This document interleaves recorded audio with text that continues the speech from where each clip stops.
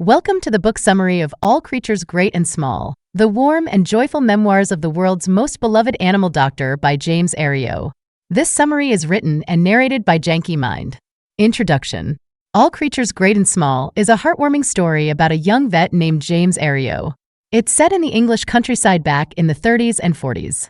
Imagine a world where every day is a new adventure, filled with laughter, friendship, and the special connection between people and their pets. Picture this. It's a cold night and James is in a barn trying to help a cow give birth. He's not the tidy, picture-perfect vet you'd find in a textbook. He's real, he's messy, and he's learning. This is just the start of his journey. As you flip through the pages, you'll feel like you're right there with him, experiencing the ups and downs of being a vet among the rolling hills and friendly folks. And that cow? Well, her story is just one of the many you'll discover in this charming tale. Chapter 1: A Night in the Barn. On a chilly night in Yorkshire, a young vet named James Herriot is in the middle of a tough rescue to save a baby calf.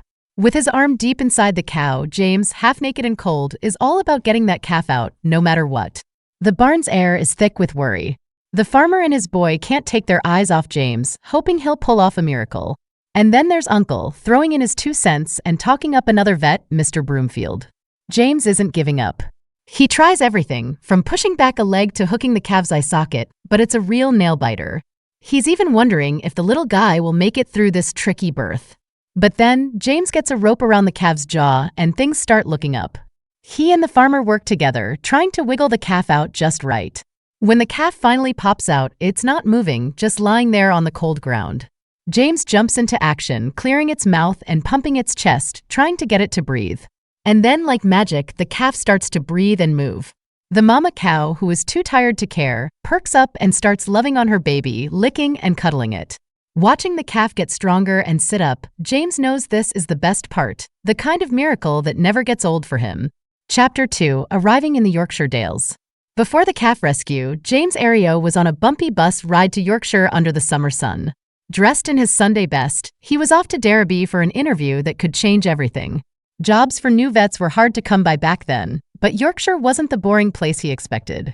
It was actually pretty, with green hills, old stone houses, and walls that went on forever. When James got to Derby, he was pretty nervous. He'd heard some scary things about mean vet bosses and was wondering if this Siegfried Farnan guy would be a jolly German or a scary one. He was supposed to meet Farnan at Skeldale House, a fancy old place with ivy walls and a bit of a worn-out look. While waiting, James met all sorts of folks. A farmer with a sick cow, a man with a dog that couldn't stop throwing up, and a fancy lady waiting for Farnan too. James felt like a fish out of water. Sitting in the garden, thinking about what might happen next, James finally meets Farnan. Turns out, he's not German at all, but a very English guy who's really sorry for forgetting their meeting. Even though it started weird, Farnan's laid-back way and the charm of the old house made James start to relax. Chapter 3: First Encounters in Yorkshire. James Herriot's adventure in Yorkshire starts in an old room full of ancient bottles and potions. It's like stepping back in time to when being a vet was more like being a wizard. The first real test for James is a horse with a sore foot, something the locals call gravel. It's a tricky situation, and James feels like he's in the hot seat as he carefully cleans and fixes the horse's hoof. With Siegfried Farnan watching, James manages to make the horse feel better, and Farnan seems impressed. The day keeps James on his toes with more animal mishaps. He patches up a calf's leg and then gets a surprise bath in a dung channel thanks to a cow with a clogged teat. But James takes it all in stride and even clears the cow's problem with some help from the farmer and Farnan. At the end of the day, as they head back, Farnan offers James a job with a little extra cash on top of room and board. For James, who wasn't expecting much, it feels like he's just hit the jackpot. Chapter 4: Tricky Woo. As the Yorkshire Dales shift from the colors of autumn to the chill of winter, James Herriot finds himself braving the tough side of being a vet. He's out in the cold, driving through biting winds, with his hands getting rougher by the day. But then there's Mrs. Pumphrey, the rich lady with a heart of gold and a house that's a slice of heaven. She's got this little Pekingese, Tricky Woo, who's living the dream with all the treats he can gobble up. The downside? Tricky keeps getting sick because of all those snacks, and that's where James comes in. Every time he visits, James gets a taste of the good life with fancy drinks and snacks, while Mrs. Pumphrey tells him wild stories about Tricky's adventures. Like how Tricky's a genius at picking racehorses, writes letters to other dogs, and has this weird beef with the summer house. And there was that one time Tricky just lost it and ran around like crazy until he passed out. For all his trouble, James gets some pretty sweet thank you gifts from Tricky. Think tasty fish, fresh tomatoes, and fancy tobacco. James even starts writing back to Tricky, playing along with the whole thing, even though he feels a bit funny about it. Back at Skeldale House, Siegfried can't help but tease James about his tough visits to Barlby Grange. Those moments with Tricky and Mrs. Pumphrey sure add some laughs to the life of a country vet. Chapter 5: The Colorful Characters of Derby. James Herriot's vet life is like a circus, and Tristan, his boss's brother, is the clown. He thumbs his way from Edinburgh to Derby with a grin and a bag of pranks, making his serious brother Siegfried look like a librarian. When Tristan's grades come in, he plays it cool, saying he flunked just one class.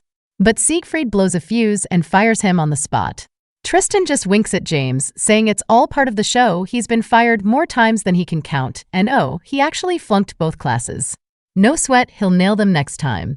Then there's Helen Alderson, the farm girl who could run a marathon in her sleep. She's got her hands full with the family farm, but she's not just any farmer. She's got style and knows her way around a sick calf. James can't help but be impressed, and soon they're thick as thieves, bonding over their love for the green hills and the tough farm life. James decides to sweep Helen off her feet with a fancy night out at the Reniston, expecting a dance and a dinner. But the universe has other plans, no dance, and their car decides to take a swim. By the end of the night, James is sure Helen's done with him, and he swears off calling her again. Chapter 6: The Bad and the Good. In the winding alleys of Derby, James Herriot's life as a vet is a mix of heartache and chuckles. One day, he's called to a hidden yard to see Bob, an old dog who's the world to Mr. Dean, especially since his wife passed. Bob's in bad shape, and James has to break the tough news. It's time to say goodbye. It's a quiet, sad moment as James helps Bob pass peacefully, leaving Mr. Dean holding on to memories. On the flip side, there's Mrs. Pumphrey and her pampered pooch, Tricky Woo, who's more sausage than dog because of all the treats. Tricky's so stuffed, he can't even ask for more. He just wheezes and throws up. James steps in, whisking Tricky away to the clinic for a doggy detox. Surrounded by Siegfried's lively dogs, Tricky starts to perk up, finding out there's more to life than snacks. While Tricky gets his groove back, Mrs. Pumphrey's a bundle of nerves, showering the clinic with gifts for her precious pet. But it's James and the Farnans who get to enjoy the goodies, as Tricky's too busy rediscovering his doggy joy. Chapter 7: James and Helen. James Herriot's love life was looking as gloomy as a rainy day in Yorkshire after what he thought was a date disaster with Helen. He tried to erase her from his mind, but like a boomerang, she came back into his life when her sheepdog, Dan, needed a vet. Trying to fan the old flames, James asked Helen out to the movies. But instead of the romance they signed up for, they got cowboys and shootouts in Arizona guns. Just when James thought he'd blown it again, Helen burst out laughing, and it was like the sun breaking through the clouds. James kept chasing the dream with Helen, even though her dad wasn't his biggest fan. And just when he was dragging his feet about popping the question, Siegfried, his boss, gave him a nudge. Siegfried was all about grabbing life by the horns, and he told James to just go for it. So, with a little push from Siegfried, James took the leap and asked Helen to marry him. She said yes, and just like that, they were set to ride off into the sunset, ready for a lifetime of love and vet adventures in the beautiful Dales. Final summary. James Herriot, a fresh-faced vet, dives into the rustic world of Yorkshire Dales. He's got a lot to learn, from nailing his first nerve-wracking job chat with the quirky Siegfried Farnan to dealing with lovable yet troublesome critters like Tricky Woo. It's a roller coaster of mucky barns and stubborn animals, but James is up for it, growing from a greenhorn to a pro. He's got his rough days, like wrestling a calf into the world in a barn icier than a snowman's handshake. But then there are the wins, like wooing the spirited Helen Alderson against a backdrop of stunning valleys and tough farm life. About the author. James Herriot, the man behind the vet's tales, is actually James Alfred White, a vet-turned-storyteller who's a legend in his own right. He got a royal nod with an OBE and even had a library named after him. His stories, like All Things Great and Small, hit the big time on TV, and he's got a whole shelf of books that take you back to the good old days when vets were the heroes of the countryside.